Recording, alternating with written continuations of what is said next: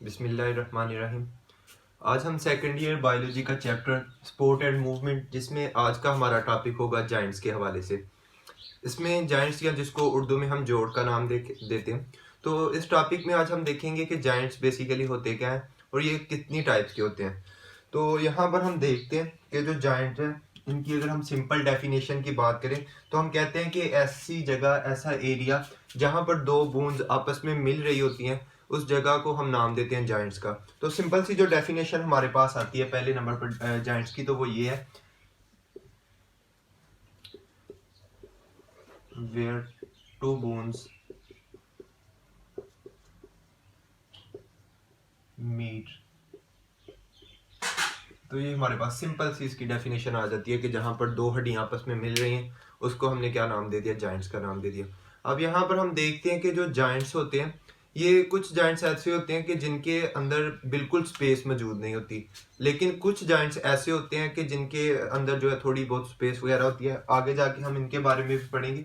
तो देखते हैं हम कि कुछ जाइंट्स के अंदर जो स्पेस है वो थोड़ी सी स्पेस मौजूद होगी, लेकिन कुछ जाइंट्स जो है उनके अंदर स्पेस वगैरह मौजूद नहीं होती।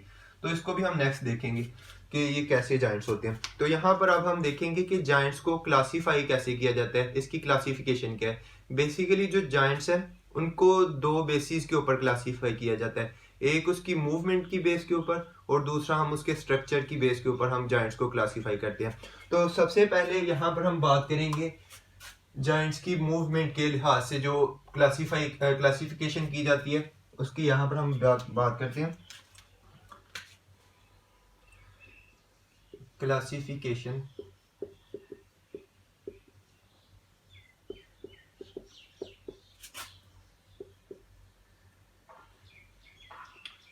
on the basis of movement। तो इसमें जो मूवमेंट के लिहाज से बेसिकली जाइंट्स को तीन क्लासेस के अंदर डिवाइड किया जाता है। वो हमारे पास कौन कौन सी क्लासेस आती हैं।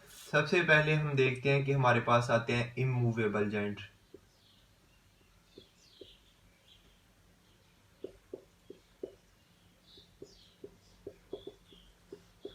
सेकंड आ जाते हैं हमारे पास स्लाइटली मूवेबल जाइंट्स।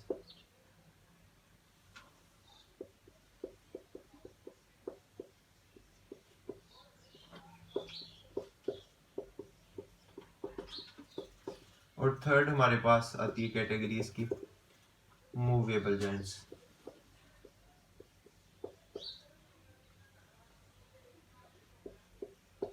तो हमें बेसिकली यहाँ पर देखा जो जाइंट्स हैं उनको मूवमेंट के लिहाज से तीन क्लासेस के अंदर तकसीम कर दिया जाता है।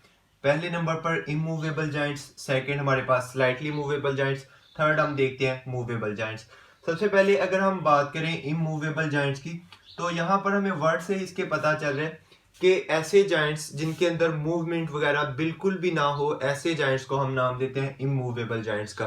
तो इसकी अगर हम बात करें, इसकी मिसाल हम देखें, तो इसकी मिसाल हम देखते हैं कि खोपड़ी वगैरह जो स्कल हमारी होती है, तो उसमें हम देखते हैं कि खोपड़ी के अंदर जो जॉइंट्स होते हैं वो बिल्कुल एक दूसरे के साथ जुड़े होते हैं। उनके अंदर हम देखते हैं, अगर स्ट्रक्चर वगैरह आपने देखा हो खोपड़ी का, तो यहाँ पर हम देखते हैं कि उसके जो जॉइंट्स होंगे वो दो हड्डियां जहां पर मिल रही होंगी वो बिल्कुल एक दूसरे के साथ मिली होंगी। तो ऐसे जॉइंट्स को हम नाम देते हैं इमूवेबल जॉइंट्स का। इनके अंदर जो मूवमेंट वगैरह होगी वो बिल्कुल भी मौजूद नहीं होती। अगर ये आप देखें कि मूव करें तो इसकी वजह से तो बहुत ज़्यादा नुकसान हो जाता है। तो यहाँ पर हम देखते हैं कि ये जॉइंट्स ऐसे हैं जिनके अंदर मूवमेंट वगैरह बिल्कुल भी नहीं है। ऐसे जॉइंट्स को हम नाम देते हैं इमूवेबल जॉइंट्स का। सेकंड जो टाइप आती है हमारे पास वो है slightly movable joints. Slightly movable joints हम कहते हैं ऐसे जॉइंट्स को जिनके अंदर थोड़ी बहुत मूवमेंट वगैरह शो करवाते हैं जॉइंट्स, ऐसे जॉइंट्स को हम नाम देते हैं स्लाइटली मूवेबल जॉइंट्स का। और जो थर्ड कैटेगरी हमारे पास आती है वो है मूवेबल जॉइंट्स। मूवेबल जॉइंट्स हम कहते हैं ऐसे जॉइंट्स को जो कि मूवमेंट वगैरह को शो करवाते हैं, जो कि मूवमेंट वगैरह में हेल्प करते हैं, ऐसे जॉइंट्स को हम नाम देते हैं मूवेबल जॉइंट्स का। तो मूवेबल जॉइंट्स की हम बात करें तो इसमें बहुत सारे आ जाते हैं हमारे पास, जैसे कि हम देखते हैं कि एल्बो जॉइंट्स, उसके बाद हम देखते हैं कि नी जॉइंट्स। तो ये सारे के सारे ऐसे जॉइंट्स हैं जिनके अंदर हम देखते हैं कि मूवमेंट वगैरह शो करवाते हैं या मूवमेंट वगैरह के अंदर हेल्प करते हैं, तो ऐसे जॉइंट्स को हम नाम देते हैं मूवेबल जॉइंट्स का। अब जो मूवेबल जॉइंट्स हैं ये भी बेसिकली दो कैटेगरी के होते हैं। इसके अंदर भी हम दो इसकी क्लासेस देखते हैं। एक हमारे पास इसकी क्लास आती है हिंज जॉइंट्स की, और एक हमारे पास आते हैं ये ball and socket joints.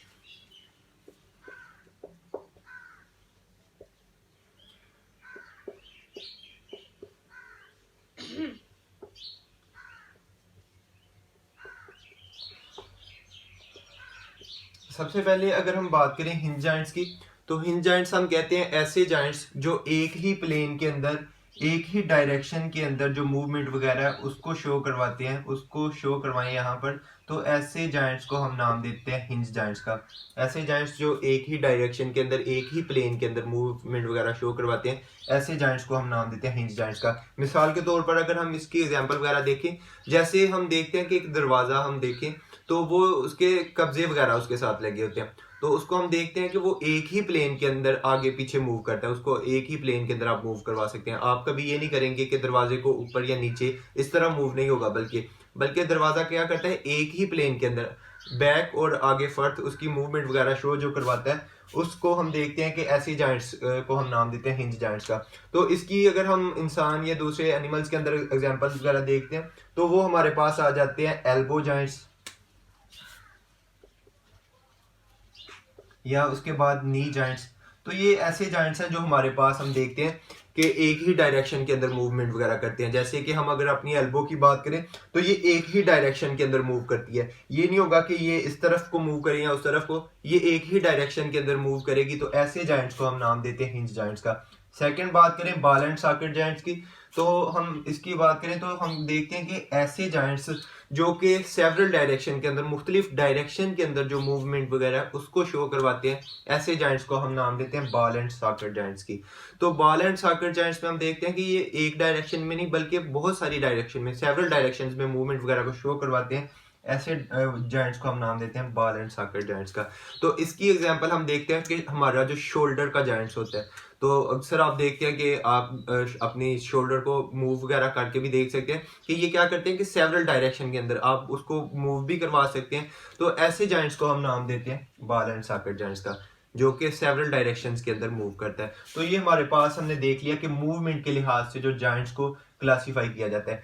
Second हम देखते हैं कि जो जॉइंट्स हैं उनको स्ट्रक्चर की बुनियाद के ऊपर भी कुछ क्लासिफिकेशन उनकी की जाती है, वो हम देखते हैं कि वो कैसे उनको क्लासीफाई किया जाता है।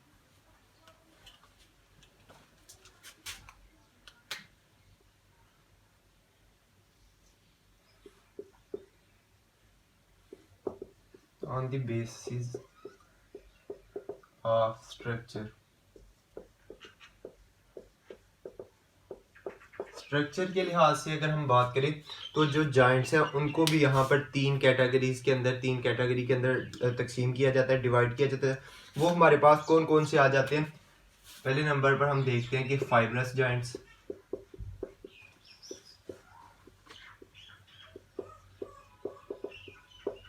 सेकंड हम देखते हैं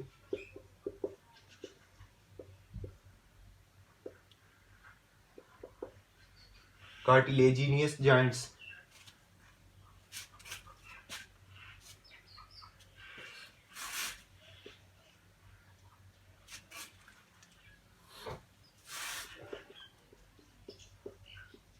और थर्ड हम यहाँ पर देखते हैं सिनोवियल जॉइंट्स।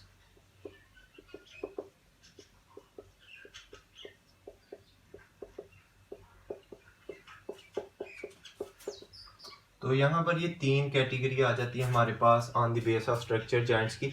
तो यहाँ पर सबसे पहले हम बात करते हैं फाइब्रस जॉइंट्स की। तो फाइब्रस जॉइंट्स हम कहते हैं ऐसे जॉइंट्स जिनके अंदर फाइबर वगैरह मौजूद होते हैं, ऐसे जॉइंट्स को हम नाम देते हैं फाइब्रस जॉइंट्स का। तो इसमें हम देखते हैं कि फाइब्रस जॉइंट्स के अंदर क्या मौजूद होंगे, जहां पर जॉइंट वगैरह मौजूद होगा वहां पर फाइबर वगैरह धागे की तरह के स्ट्रक्चर मौजूद होते हैं, ऐसे जॉइंट्स को हम नाम देते हैं फाइब्रस जॉइंट का। इसकी एग्जांपल हम फिर खोपड़ी की ले लेते हैं। तो वहां पर हम देखते हैं कि जॉइंट्स होंगे तो उनके अंदर कुछ फाइबर की तरह के स्ट्रक्चर, धागा नुमा स्ट्रक्चर होंगे, तो ऐसे जॉइंट्स को हम नाम देते हैं फाइब्रस जॉइंट्स का। सेकंड हम बात करें कार्टिलेजिनियस जॉइंट्स की, तो यहाँ पर हमें वर्ड से ही पता चल रहा है ऐसे जॉइंट्स जहाँ पर जॉइंट के अंदर कार्टिलेज मौजूद होती है, ऐसे जॉइंट को हम नाम देते हैं कार्टिलेजिनियस जॉइंट्स की। तो इसकी अगर हम एग्जांपल देखें तो इसमें हम देखते हैं कि ये ऐसे जॉइंट होते हैं कि ये कहाँ पर मौजूद होंगे।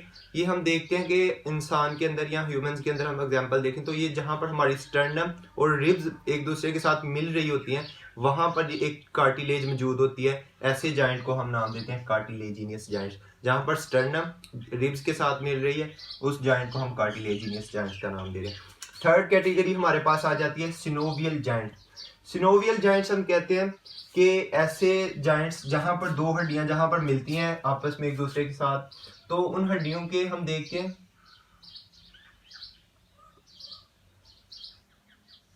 ये दो बोन्स हैं। अगर हम इनको एग्जांपल के तौर पर देखें यहाँ पर, तो ये दो बोन्स आपस में मिल रही हैं, तो इन बोन्स के अंदर कुछ फ्लूइड मौजूद होता है।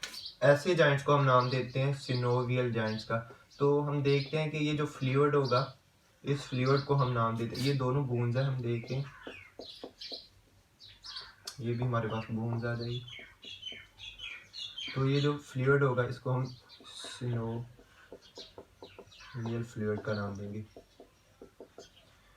अब यहाँ पर हम देखते हैं कि ये जो सिनोवियल फ्लूइड होता है, इसको भी यहाँ पर एक मेम्ब्रेन ने घेरा होता है, एक सख्त मेम्ब्रेन ने घेरा होता है। उस मेम्ब्रेन को हम नाम देते हैं फाइब्रस कैप्सूल का नाम यहाँ पर आपकी बुक के अंदर भी लिखा हुआ है उन्होंने, फाइब्रस कैप्सूल। तो ये जो मेम्ब्रेन होती है जिसने इस जॉइंट को घेरा होता है, सख्त मेम्ब्रेन होती है। तो ऐसे जॉइंट्स जहां पर दो हड्डियां आपस में मिल रही हैं और उन हड्डियों के दरमियान एक फ्लूइड है, जिस फ्लूइड को हम नाम देते हैं सिनोवियल फ्लूइड, तो ऐसे जॉइंट को हम नाम देते हैं सिनोवियल जॉइंट्स का। तो ये बेसिकली ऐसे जॉइंट्स होते हैं, ये वेट बेयरिंग होते हैं, जहां पर मसलन हम देखते हैं कि इन्होंने वेट वगैरह को उठाना होता है, तो ऐसे जॉइंट्स को हम सिनोवियल जॉइंट्स का नाम देते हैं। इसकी एग्जांपल हम फिर से देखते हैं कि नी जॉइंट्स, जो हमारे घुटने वगैरह के जॉइंट्स हैं, तो ये हम देखते हैं कि इन्होंने वजन वगैरह उठाना होता है या ये ज़्यादा वेट वगैरह उठाते हैं, तो ऐसे जॉइंट्स को हम सिनोवियल जॉइंट्स का नाम देते हैं। तो यहाँ पर हमने स्ट्रक्चर और मूवमेंट की बुनियाद के ऊपर जो जॉइंट्स की क्लासिफिकेशन देखी है कि उनको कैसे क्लासीफाई किया जाता है। स्ट्रक्चर के लिहाज से भी हमने देखा कि 3 कैटेगरी के अंदर इसको डिवाइड कर दिया जाता है। एक हमारे पास फाइब्रस जॉइंट्स, कार्टिलेजिनियस जॉइंट्स और सिनोवियल जॉइंट्स। Thank you.